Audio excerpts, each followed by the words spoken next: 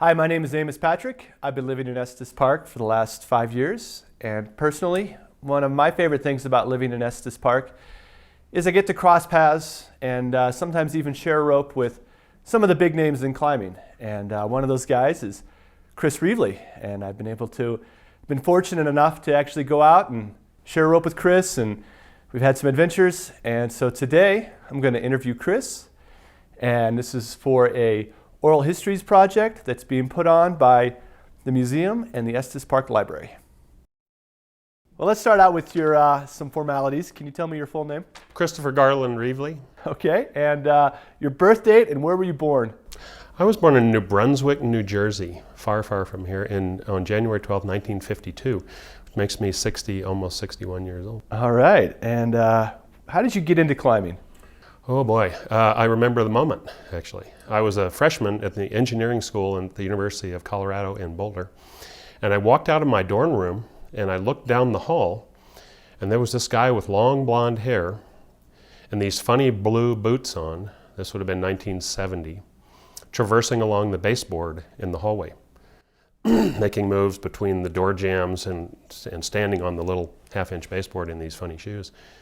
And I asked him, I said, "What are you doing?" And he showed me and told me. Well, who was that? That was Richard Lendval. Okay. He looked like some sort of a Norse god, long blonde hair, big blonde mustache, and he took me out on my first few climbs and was really very much a mentor and a teacher.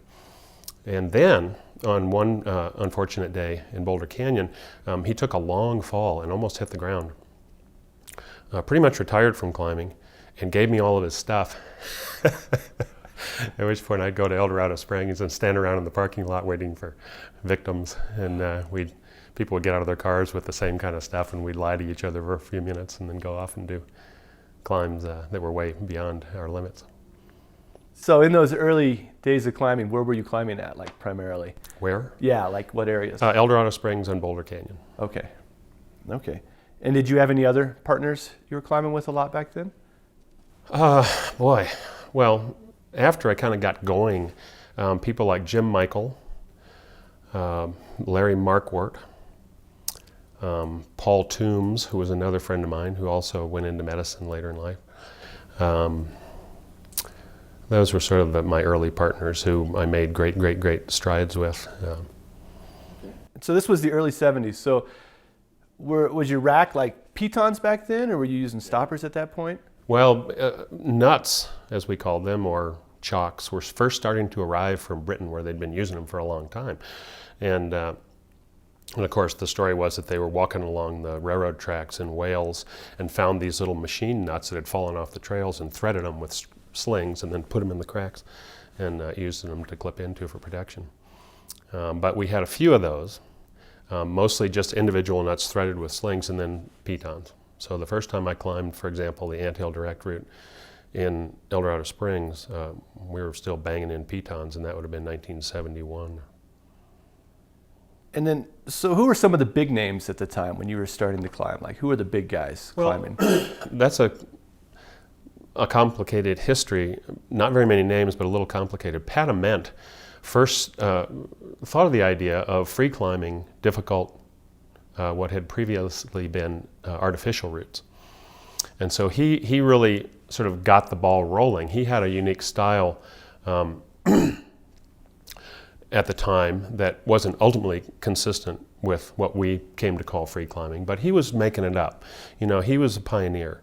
He was learning how to do this, and the idea of going up a climb and not touching in any way or relying on the existing equipment or gear that you had placed for resting or upward movement hadn't been clearly defined yet. You know, it probably was in Britain and Europe, but not in Eldorado Springs. So he really, and you know, he was a friend of Royal Robbins. Royal kind of helped him along with this and was a friend and mentor to him also. But Pat really paved the way for much of what came later, as did, of course, the older guys like Tom Hornbein and Dale Johnson and others who pioneered the big aid climbing routes, which we subsequently began to look at as free climbs. after Pat Ament, the big names were Jim Erickson, Duncan Ferguson, and this is the Boulder scene, right? Bob Ritz, Dudley Chelton. I guess the list is longer, but they're not coming to mind right now. Art Higbee. People who ultimately became my good friends and climbing partners. So who were some of the climbing partners you had that you felt like really shaped how you ended up, like your style of climbing? Well, I think Erickson and Duncan Ferguson, Jim Erickson and Duncan Ferguson. Erickson really took this business of free climbing to an extreme. He ultimately arrived at a place where he didn't use chalk. He would only use chalk if he was climbing, bouldering, or climbing in a gym, and there really weren't any climbing gyms in those days. So, and not only that, he would go up and to free climb an aid route in Eldorado Springs, for example, many of which he did the first free ascents of. And he would climb up and get to the crux, the hard part, and if he couldn't do it, he would climb back down, reverse all the moves. If he even weighted the rope or fell, he was done. So anytime you see a guidebook that says Jim Erickson did the first free ascent, it was in the purest style. He would never go back and attempt a route again if he had fallen or had to rest on the rope. That was what he called being tainted. And if you were tainted, you were done. And he would stand there all day and belay other people to try it in other styles, not quite as pure as his, but he would never try and lead it again. And Duncan Ferguson, at the same time, he had been a athlete in high school, a pole vaulter and a swimmer, and he brought, in some ways, an even more pure style to the climbing scene, where he adopted everything that Erickson did, plus was bold in a way that nobody had seen before. So leading out far above protection on very difficult climbing, what was considered difficult at the time. And what were the grades? Like, what was a difficult climb back then? 511 was kind of the top of the line in those days. And it turns out that some of the climbs we did in those days might have 512 ratings, but we didn't call them that. They were just damn hard. And so actually Erickson and I got into this habit of rating everything 5.9 plus until somebody else did it. And then we find out how hard it really was. And also onto the scene, very much in the scene at that time, were Roger Briggs, Bill Briggs, and somewhat later David Brashears. And all those people made huge contributions. Roger started climbing quite young. I'm thinking 16 or 17, and came under the influence of people like Leighton Core, and his brother started climbing at the time, a little bit after Roger, I think. And of course, they have written a big part of the history on the east face of Longs Peak. So you said you were part of the Boulder scene to start with. Do you remember, did you guys start coming up here to Estes? Do you remember your first experience up here in the Estes area? Yes, I do. My friend Paul Toombs, who I mentioned before, and I, and probably Richard Linval came up and did the Pear Buttress route, because we thought it was something that was probably within our abilities at the time. It was 5.8, which is kind of out there. It's probably harder than that, but and so we did that climb. And while going up it, I looked over the edge and I saw a very steep climb below the first pitch, off to the left, over in the dihedral side, where Howling at the Wind and Fat Sadie and all those are, which turned out to be another climb that we did, which was much, much harder, but we kind of didn't really know it at the time. So yeah, we came up and climbed on the book. We probably did Osiris, probably did Pear Buttress, probably climbed an easy route on Twin Owls. And then in the sort of a year later, we were coming up here and trying to do those hard crack climbs on Twin Owls like Crack of Fear and Twister and Tiger's Tooth. And then when did you start venturing up into the park? I think, and again, this could be historical fiction, but I think I didn't climb much in the park until I met my friend George Hurley. George did the first ascent of the Titan, I believe, a big sandstone pillar down in southern Utah with Leighton Core and Huntley Ingalls. They claim the first funded climb in America. National Geographic gave them $200 to go buy gas and get down there and climb it. But George at the time was in his 40s and was doing very hard climbs for the time. And so he and I did some what were considered hard 510, 511 routes in Eldorado Springs. And then we started coming up here and we climbed, I think Stettner's Ledges, and we went in and climbed on Spearhead, and probably others that I can't remember. But he was a great influence for me too. Now, as I understand, you were a ranger for Rocky Yeah, Mountain that National came Park. later. I Okay. worked as a guide here in town for Michael Covington's Fantasy Ridge climbing guide service. George Hurley and I both did, starting in about 1975. How many years did you guide? I guided for probably 75, 76, 77, and then I started working for the park, I think, in 78. What kind of clients were you guiding? It was mostly teaching beginning climbing classes, and then once in a while we'd have a day with one or two clients to go up and climb the Petit Grappon or something on Hallett, the classics, maybe a route on Sundance, the longer routes on Lumpy Ridge. People were really interested in that. And we tried to, between West Bay and Douglas and Covington and me and George, we tried to mix it up so it wasn't one person didn't get stuck taking groups of 12 people up the Cables Route on Longs Peak day after day. So it was a lot of technical climbing is what you guided. Yeah. And I still run into people in random places, in stores and things, who will recognize me and say, I did my first climb with you. And that was, there were a lot of people, rock climbing was starting to be something that people were interested in. Was there a certification process for being a guide back then, or was it just No. you just guided? Mm-hmm. Okay. Oh man, I had a question I was going to think. Hold on a second.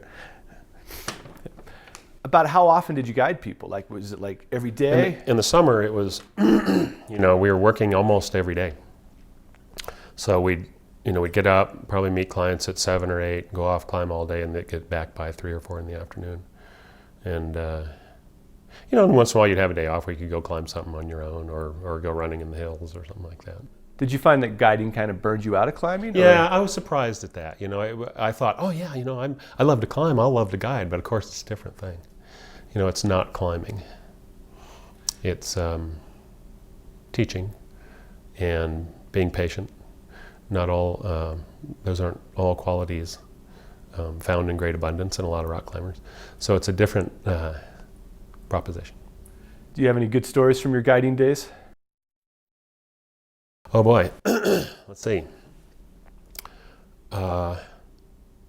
Invariably, with beginners, and again, I also guided in Boulder, taking kids up the Flatirons for their first climbing experience, and then that's why kind of Covington thought I was okay to come up here and be a guide in Estes Park. But invariably in beginner classes, you'd get somebody to the top of something and they would absolutely flip out. When it became time to rappel off, down the overhanging backside, I had a couple of people curl up into balls and just wouldn't, in the fetal position, it's hard to rig someone up to a climbing for a rappel. So there were a few places where we just gently tie them to a couple of ropes and just push them over the edge and lower them down. And there's no other way to get them down. But so there are a number of those things. Other guiding experiences, mostly people were great, and especially the people who were highly motivated to go up and do the classic routes in the park, and they would just had a great time, and that felt more like climbing to me than. And then, of course, guiding people up Longs Peak. If you have a group of, say, 6 to 10 people, invariably there's going to be somebody who doesn't want to go on, and people become very emotional. And you see all their best and worst sides come out in them. And so my undergraduate degree was in psychology, and I'm glad that my undergraduate degree was in psychology, because it would help me understand, how to motivate people a little bit and get them to the top if they really wanted to go there. So when you were guiding, were you one of the guys living on Camito's floor? Yep. Yeah, Camito's house and his shop were the center of the universe. How did you? Oh, go ahead. And Duncan Ferguson and his girlfriend Carol Peterson lived in one room in Camito's basement. I don't know if you've ever seen that house, not very big. And there are these little sort of paper laminate walls in between the rooms, and then I lived in the outer room. And then there was a parade of climbing luminaries. You know, we didn't know they were climbing luminaries at the time, but it turns out they were.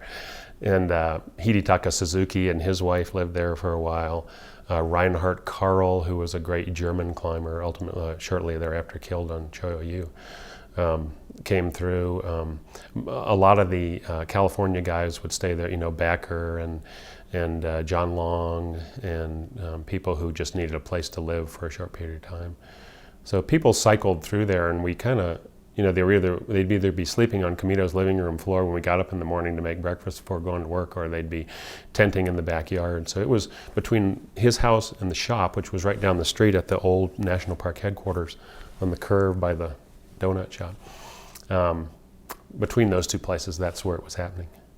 So this was the late 70s, and it sounds like it was kind of like a communal living situation. I bet that was pretty wild at times. Yeah, it was. And everybody sort of worked it out. I don't remember one bit of conflict, really. You know, there was no territoriality, or, you know, and it was really, and that started in about 75, really. Duncan was working for Steve. He wasn't guiding. He and Carol were the shop dogs at the time, you know, fixing climbing shoes and resoling climbing shoes. And I don't think Duncan was ever interested in guiding. He might have done a little bit of that, but not as a living. How did you get introduced into this scene? George Hurley knew Covington, and Covington called him and said, you know, we're really busy, we need help. He said, well, this friend of mine and I could come up. And he said, that'd be great, who is it? And he told him, and so off we went, and worked on and off for that first summer. And after that, you know, it became pretty clear that I was going to be able to work much of the year. And so I pretty much moved up here. So you were guiding during the summer, and then you were in school during the winter? Or were you doing other things in the winter? Or were you guiding through the winter? I'm sorry. What were you doing in the winter? It gets a little hazy. You know, I think I quit college for the first time. It took me 7.5 years to get an undergraduate degree. I think I quit college for the first time in 73 to go climbing. And so I would go to Yosemite in the spring for a month or two, and then guide for the summer, and then go back to Yosemite for a month or so in the fall. And ultimately I ended up taking correspondence classes. And they finally notified me that I had graduated in December of 1977. But I think mostly what I was doing was, I was taking classes, yeah, occasionally, and working all the time. I always had a job to make money to go to Yosemite in the spring and the fall. But yeah, that's hard to say if there was one sort of dominant theme running throughout that, other than rock climbing, of course. So you were pretty much committed rock climber. I would say so. Yeah, that was the only thing that seemed worth doing. And then, so how did you end up becoming a ranger? We had, part of what would happen in those days, and I assume still does, is that the Park Service would call people who kind of knew what they were doing for technical rescues, because they didn't have a lot of people who did that. And furthermore, a lot of the rangers who did that were kind of old, and they really didn't want to do it anymore. So, and you know, they would recruit people like me and West Bay and Doug Snively, Billy West Bay and Doug Snively and Duncan Ferguson, and anybody who happened to be around that had technical climbing experience, to do some of these searches and evacuations in difficult places. And man, we were making like $12 an hour. We thought we were getting rich. But yeah, so we would go out and help them with rescues and searches and that kind of stuff. So that's kind of how you became, you got to know people in the Park Service? Yeah, and Bob Seibert was the South District Ranger at the time. Is that right? No, the Wild Basin District Ranger. And I had worked with him in a number of search and rescue missions. And at one point he said, well, you ought to apply to work for the park. And I said, okay, I'm a little burned out on this guiding thing, maybe I'll do that. And he said he had to justify passing 120 people on the federal hiring register to get to me, because I hadn't been real forthcoming about, I hadn't been very good at lying on my application. to position myself in the hierarchy. Because, when you fill out those federal applications, it's somebody sitting at a desk at Washington that has rules, and he or she is just grading it and gives you a score.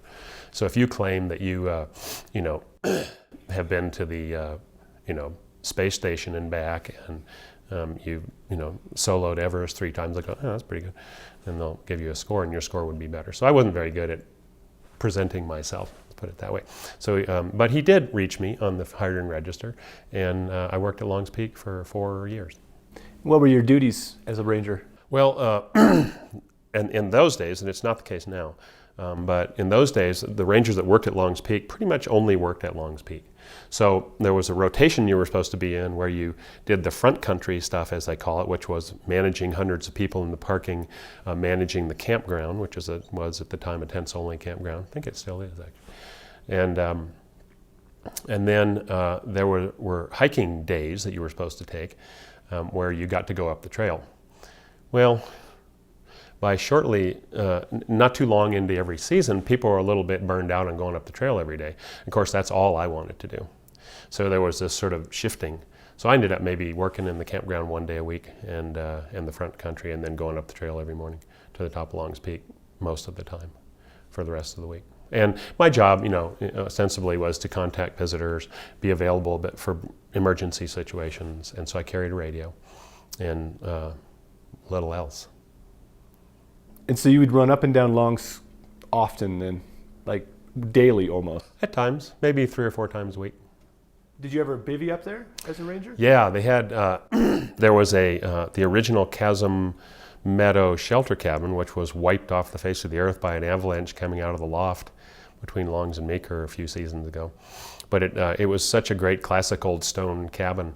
It had a Dutch door and these little bunks inside, and it was all fitted out for people to emergency bivouac, spend the night there. Sleeping bags, rescue equipment for anything that might happen up on the climbs above that.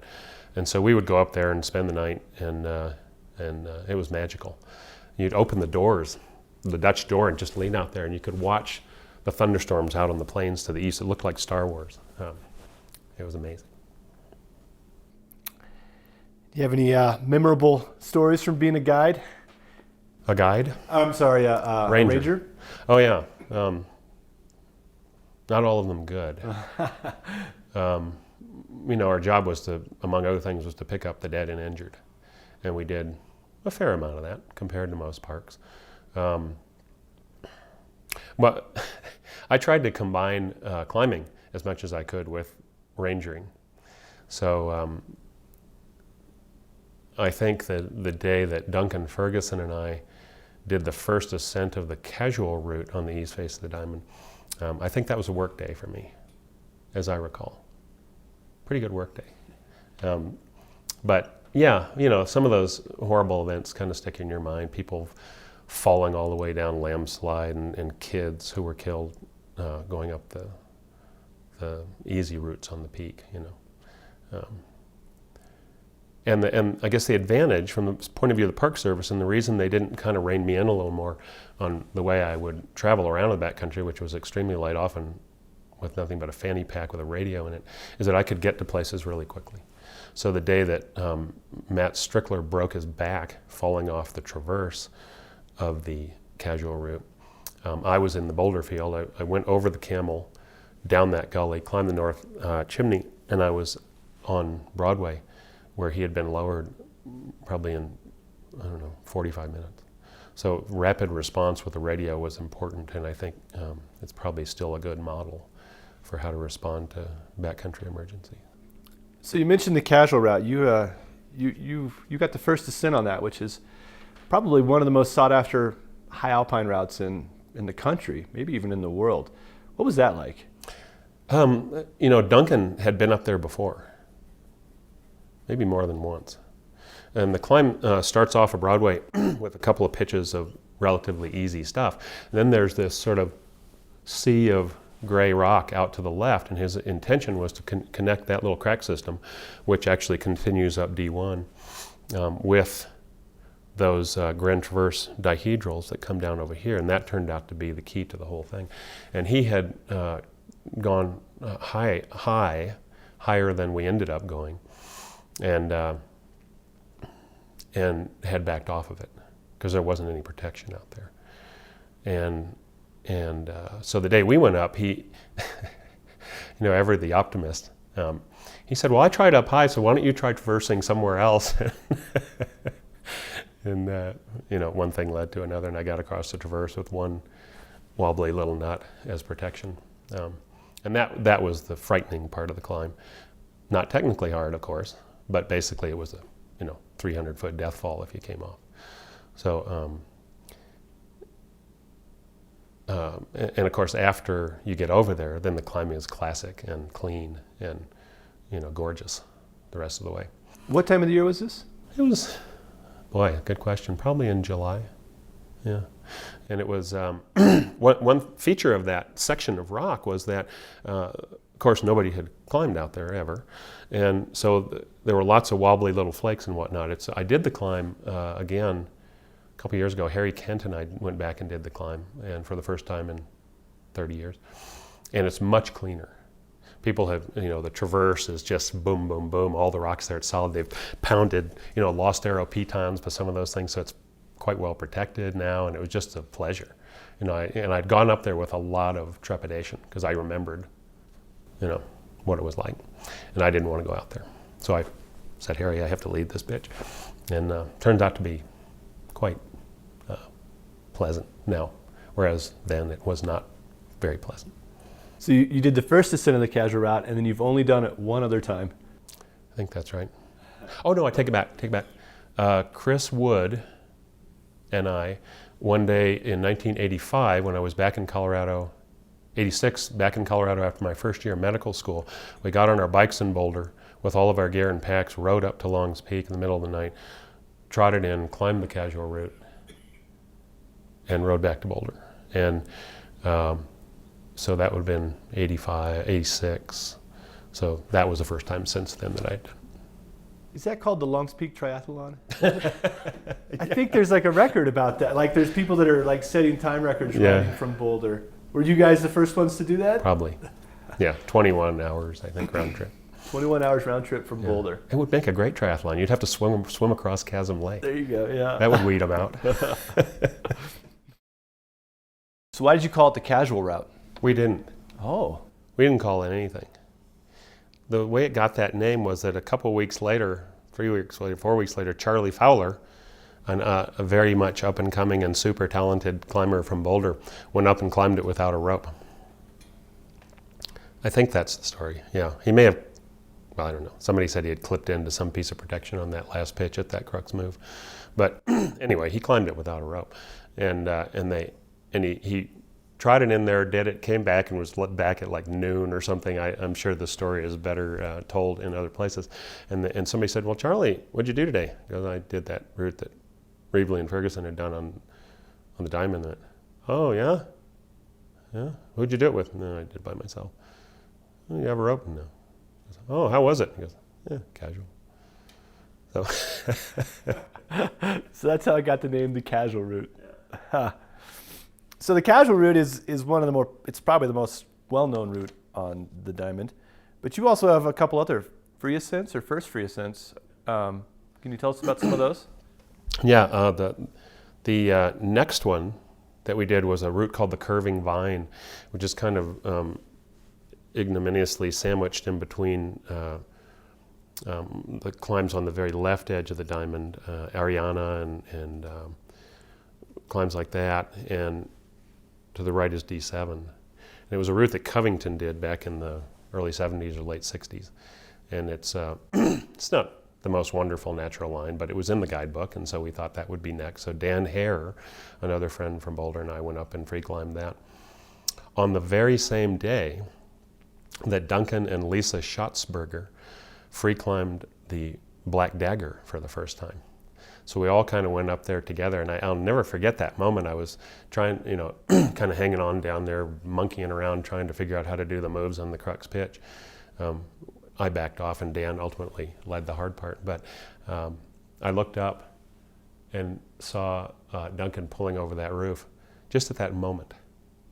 there's a roof at the top of the Black Dagger that you chimney up inside the dagger, and then you lean out and swing out around this thing, and it's as spectacular as you can imagine. And I watched while he did that, and I went, okay, well, I guess they're going to make it. And so that was a good day. Yeah, the curving vine. And then my girlfriend and I, Diana Hunter, had been trying to climb a route called the Directissima on the Chasm View Wall. Here's the diamond. The Chasm View Wall winds around here. It's below the Camel and those things. If you pop over the top, you're in the boulder field. And there's a very razor straight line called the Directissima that Core had done with aid, maybe with Walt Fricke, and no,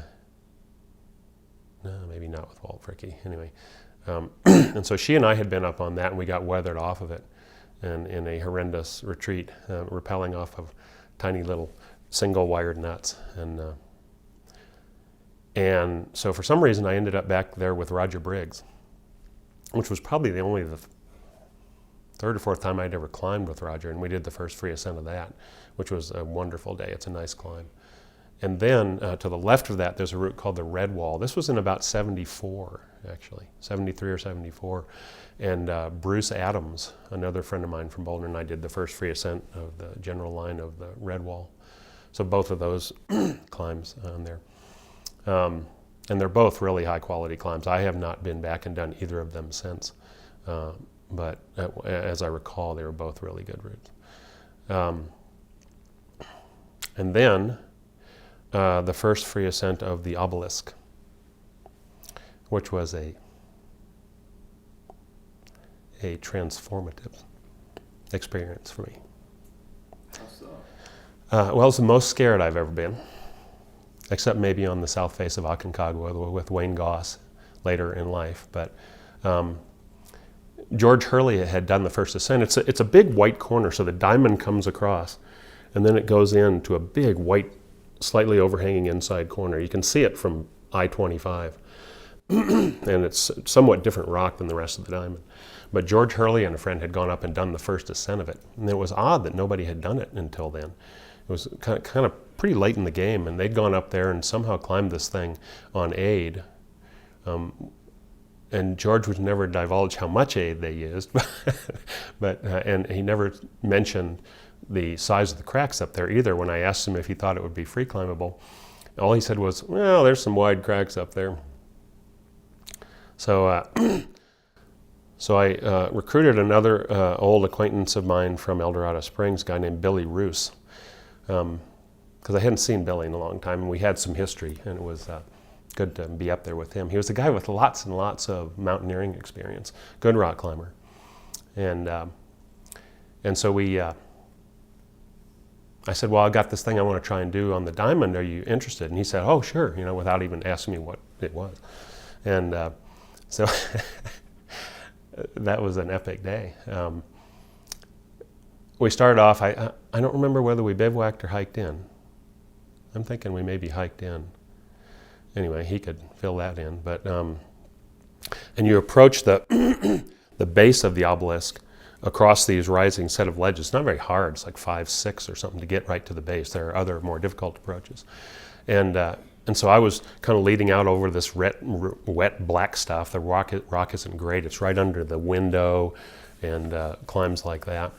And it was early enough in the season, so there were lots of big ice chunks lodged in these corners above us. And I was, I don't know, maybe 60 feet from him. He's on belay in this little spot on this tiny ledge. We're making our way to the base of the obelisk. And so suddenly we hear this kind of wrenching sound above us. And all I remember him is saying, hold! And so I held on, and I looked over at him. And this ice block had fallen out of the crack. And I thought he was dead.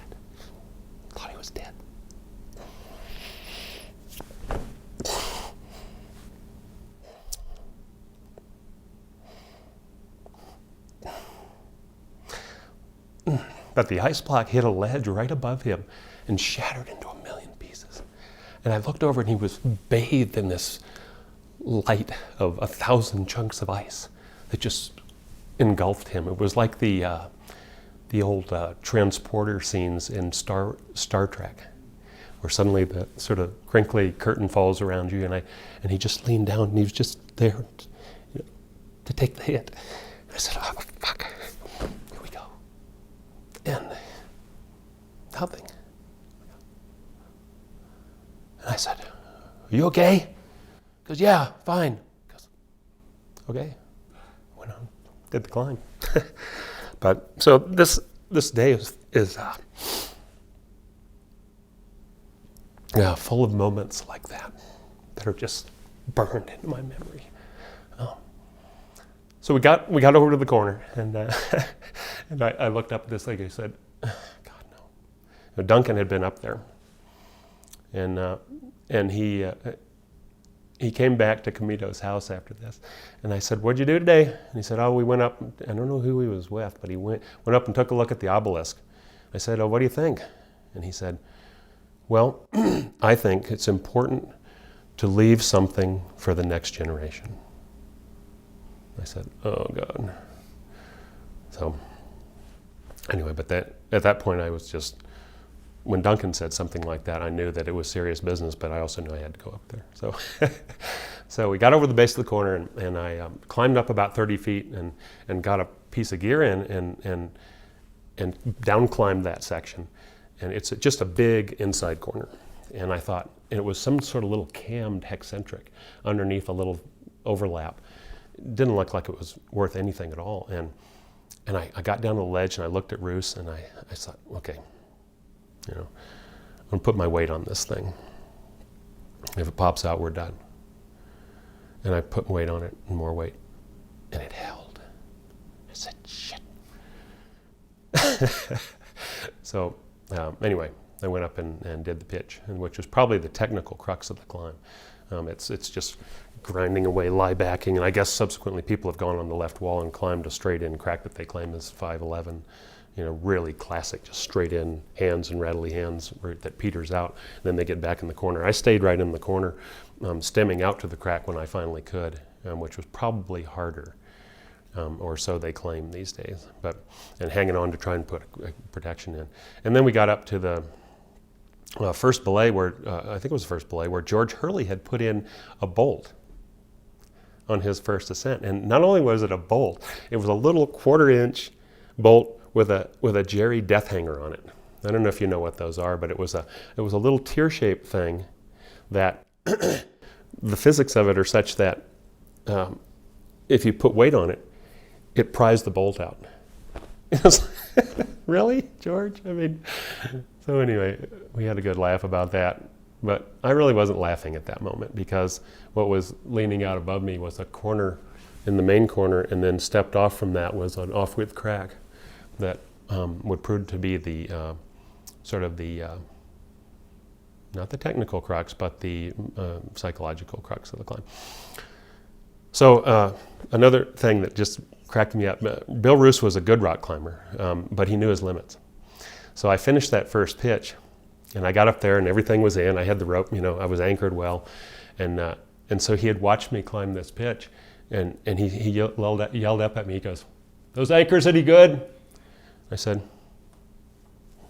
"Yeah. Tie that rope off for a second." "Okay." I thought he had to go to the bathroom or something. So I tie the rope off. I looked out, and out of his anorak pockets come 2 Jumars, already rigged with etriers. Slaps them on, and he's coming up the rope. This guy. I needed to laugh, and he made me laugh all day. And that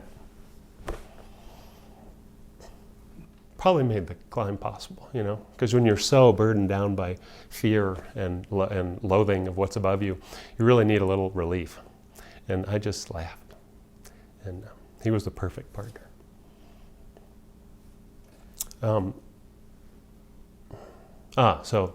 Next pitches went up the corner. Of course, we didn't have camming devices of any kind. It was all nuts, big nuts, little nuts, hexcentrics, and stoppers.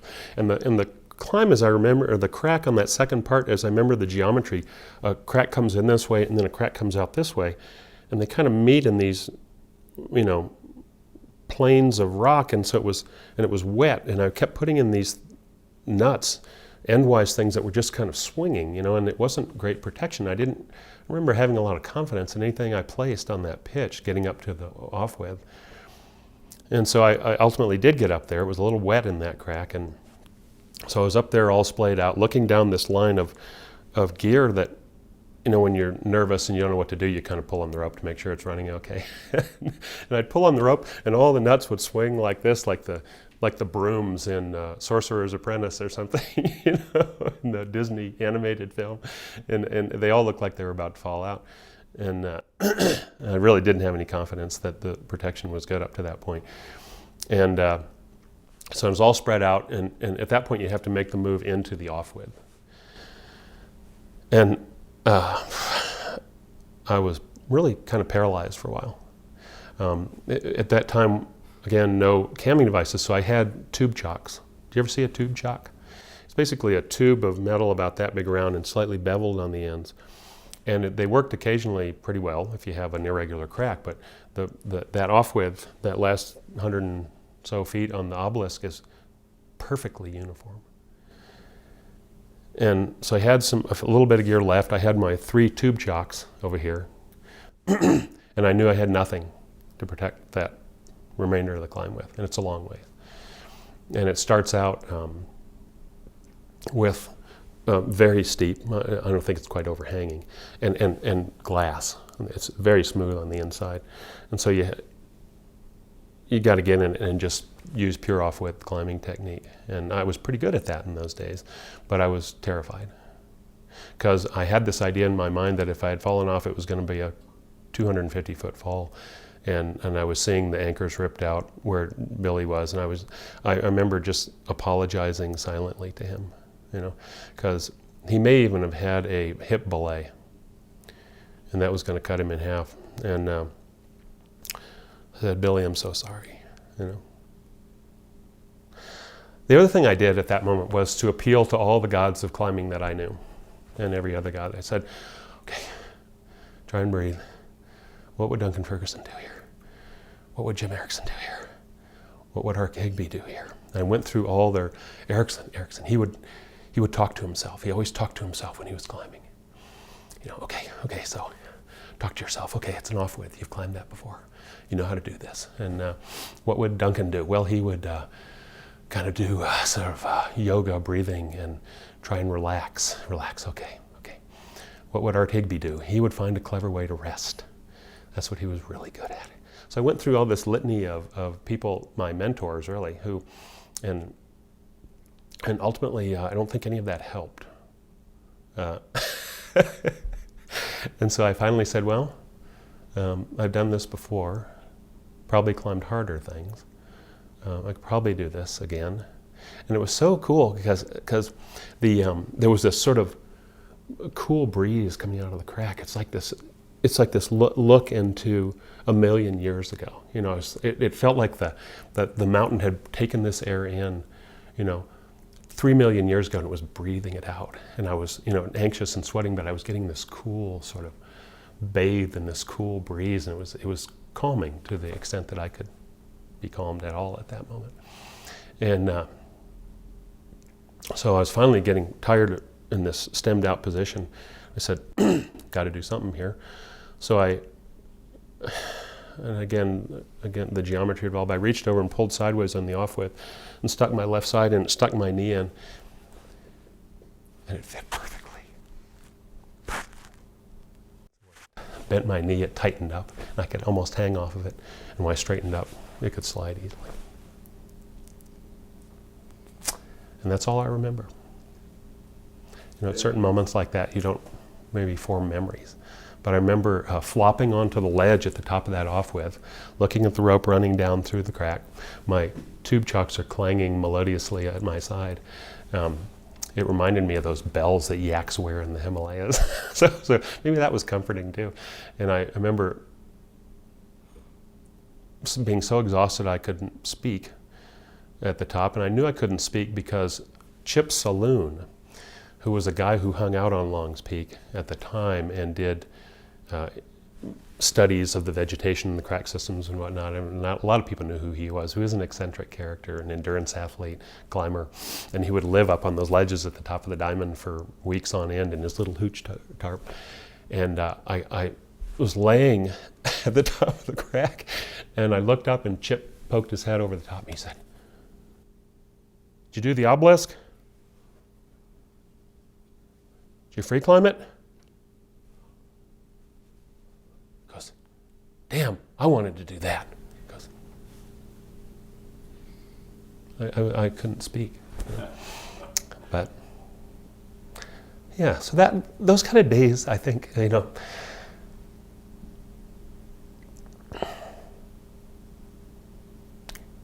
in climbing, when you were with the right person, at this sweet spot, when everything works, there's nothing like it. And that's why I went climbing.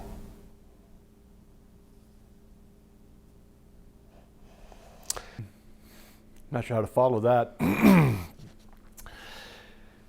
So just maybe get some, just a little bit of technical stuff.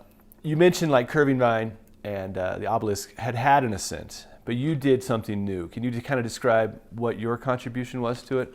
Well, they had all been climbed. The Directissima, the Red Wall, Curving Vine, and the obelisk had all been climbed using direct aid. And so from the moment I got into rock climbing, it was right at that change, that sea change, when people like Erickson and Padament and Duncan Ferguson were looking at all these horrendous climbs going, I wonder if we could free climb that. I wonder if we could get up that relying on the rope only to catch us if we fall off. I wonder if we can get up that by not pulling on the gear, not resting on the gear, not touching the gear except to put it in. I wonder if we can do that. And that was the Renaissance. That was the moment into which I walked as a new climber. And so that's all I thought about. I never thought about just, let's do a new route on the diamond, and we'll nail up the hard parts. And never thought about it. It was, doing anything but free climbing wasn't on the list of things to do. And so anytime we thought about doing a climb up there, it was to free climb an old aid route, or to free climb a route that had already been free climbed. Wayne Goss and Jim Logan did the first all free ascent of the diamond. And so it was either following their tracks, and that really broke the ice up there, because people like Roger Briggs, and I actually went up there once with Roger Briggs, and others had been going up thinking, this is going to happen. This is going to happen. The question is finding the route up that big wall. And so when Wayne and Jim did that first free ascent, with a combination of D7 and the forest finish, that really broke things open. And after that, bam, bam, bam. You know how it goes in lots of areas other than climbing. Somebody makes a breakthrough and all of a sudden everybody can do it.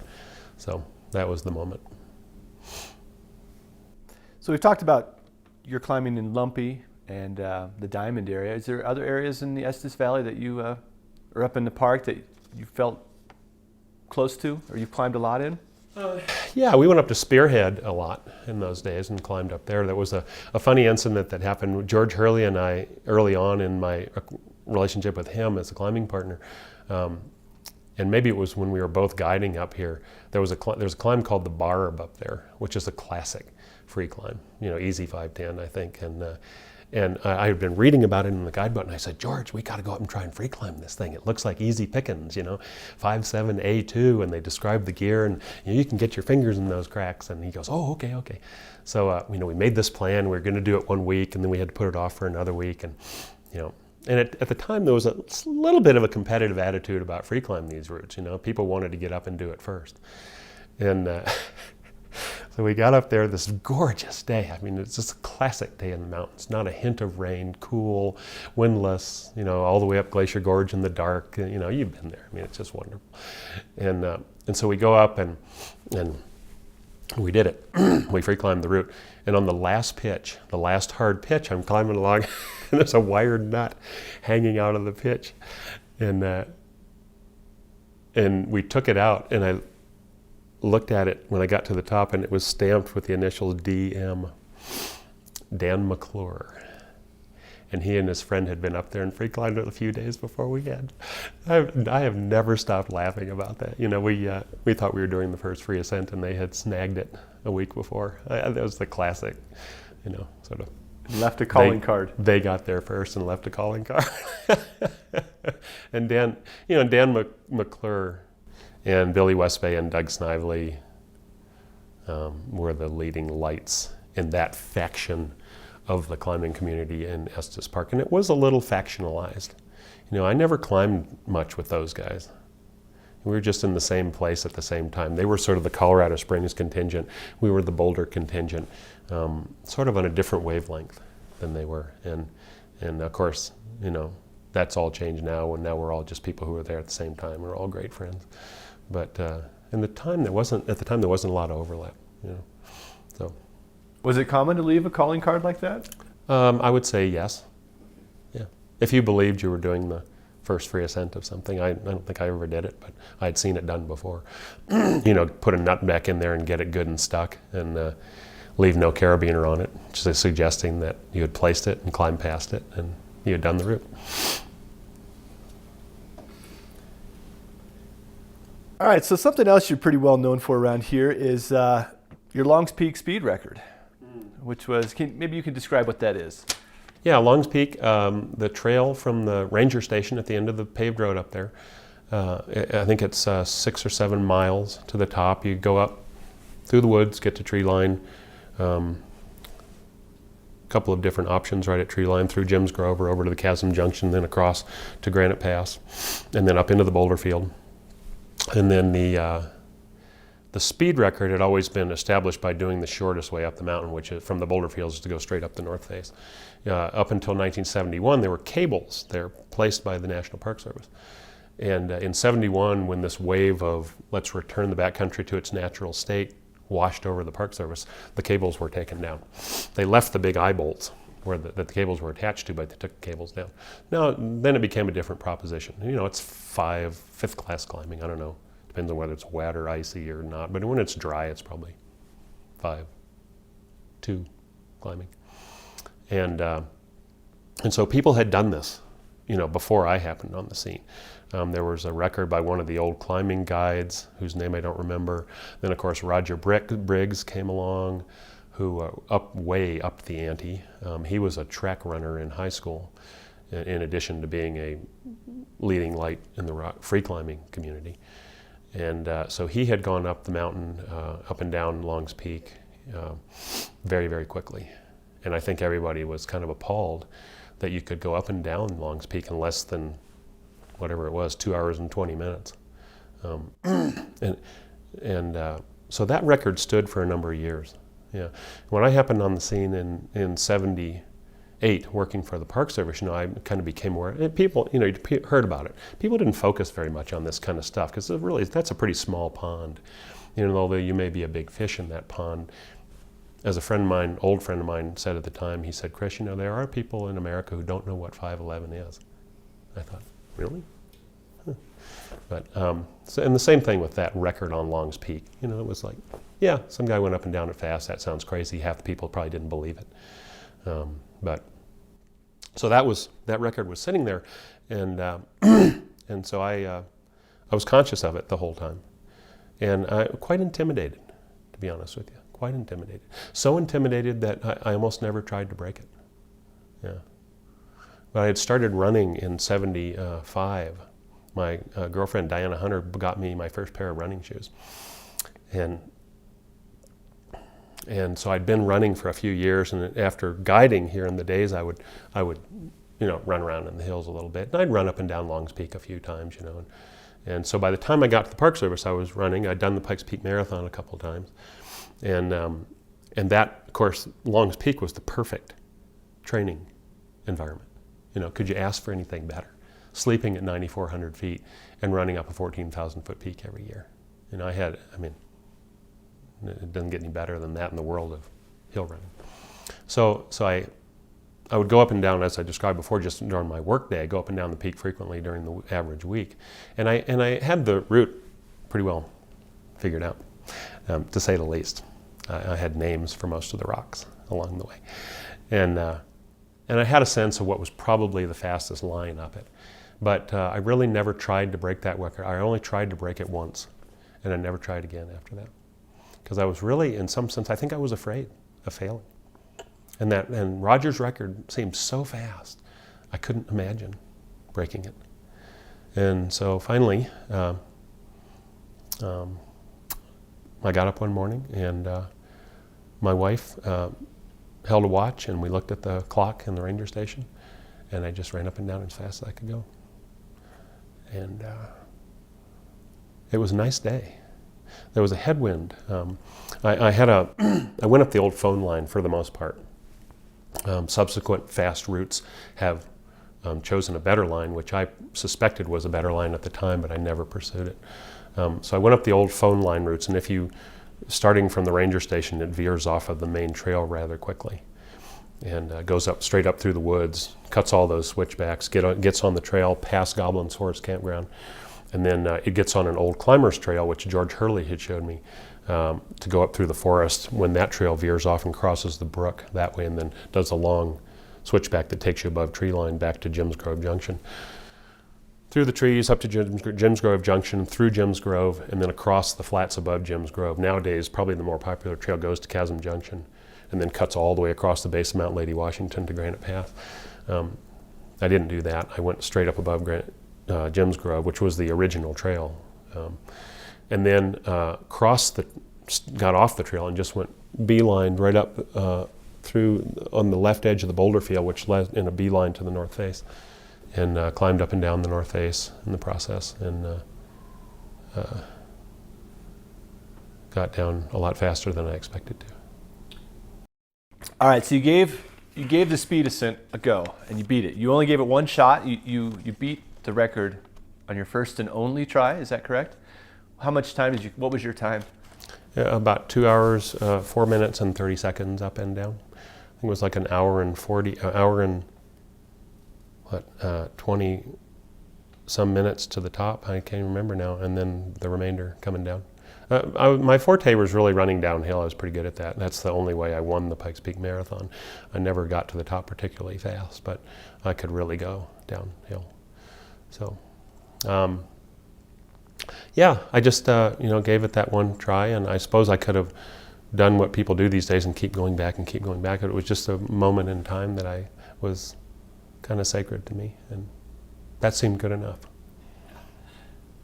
And that record stood for a long time. I mean, it stood for up until like 2 years ago, right? Yeah, 32 years or something, 31 years. But you have to put that in context, I don't think you can say that people were lining up to beat it, I mean, again, this pretty small pond, the fish weren't many and they weren't very big in that pond, but people weren't, there weren't people who were obsessed with this like a few of us were. And it's only been in the last few years that it's really come up again, and which I've been really happy to see, to see some interest, revival interest in this kind of stuff. So, yeah, but, and the other kind of aftermath of that I dealt with was, and I think if Roger Briggs had been working at Longs Peak after his speed ascent, he would have had the same thing, is that people didn't believe it. Got that a lot. I mean, angry disbelief. I'd be working in the ranger station or something, and people would come in and say, "What kind of crap is that?" Well, it's not. Who did that? I did. Nobody can do that. I said, well, probably a few people who can. And so that was always kind of uncomfortable for me. And I guess more a reflection of other people's ability to imagine. But yeah, I was surprised by that, I guess, is the point I would like to make. I was just surprised at the disbelief and the emotion that it engendered. So, yeah, but then, I moved away from Colorado in 1985 to go to medical school in New Hampshire. And I never really thought about it or heard about it much in the intervening years. And then a couple years before we moved back here, there were some rumblings about people trying to do it. And then off they went, That's been beaten by a substantial amount since then. Andy Anderson. Yeah. he's got sub 2 hours, right? Yeah, broke 2 hours, 1:56 something. And that is wonderful, because I'd always said, obviously somebody's going to come along and beat this, and when they do it, this is going to be like the 4-minute mile being beaten on Long's Peak. I mean, if you could break 2 hours, it was like what we'd always hoped would happen on Pikes Peak, is that somebody would do the ascent in less than 2 hours. I don't think they ever have, but there he goes, And I talked to him this summer. I said, Andy, what happened? He beat it by 2.5 minutes or something last year, and then by another, 6 minutes this year? And he's so sort of unassuming and humble. I said, what'd you do? He goes, no, I just trained harder. And he beat the record on the Grand Teton shortly before he did this. So he's the man right now. Yeah, it's cool, because I liked it too, because he's a park ranger. So it keeps the tradition in the family. So you said you moved away from Estes in '85 to go to medical school. Did you, and then you came back. When did you come back to Estes? 2.5 years ago, my wife and I moved back here from Salt Lake City. After medical school, I did training in residency training in Rochester, New York. And then we moved to Salt Lake City, where I got my first job in a hospital there, and lived there for 93 until 2010, 9, and then we moved back here. And did you purposely move back here because it's Estes Park? Sure. Yeah, the old tribe is here, and a lot of the people who I climbed with are here. I mean, Snively, Doug Snively, Harry Kent, Hornbine's here. I mean, this, Comito, these are all the people. And I know this because of just climbing with you, but you actually commute like 6 hours to work so that you could live here and go to your practice in Rock Springs. Yeah, I work in a little ambulatory surgery center there, and before I was commuting 2.5 hours from Salt Lake City. So we'd go up there and work for a week and then go home. And I share the job with my partner, so it's a half-time kind of thing, which is a nice schedule. And over the last year or so, we've gone to a 2 weeks on, 2 weeks off schedule, which allows you to do a lot more. But I'm just about to end that situation and maybe retiring. And so no more commuting and more time in Estes Park. And you plan on retiring here? Sure. Yeah.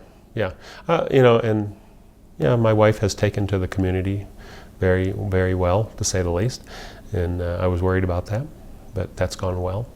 And so I'm here with my family and my extended family, all these people that I came of age with, which is very important to me. And that's why I'm here. Very nice.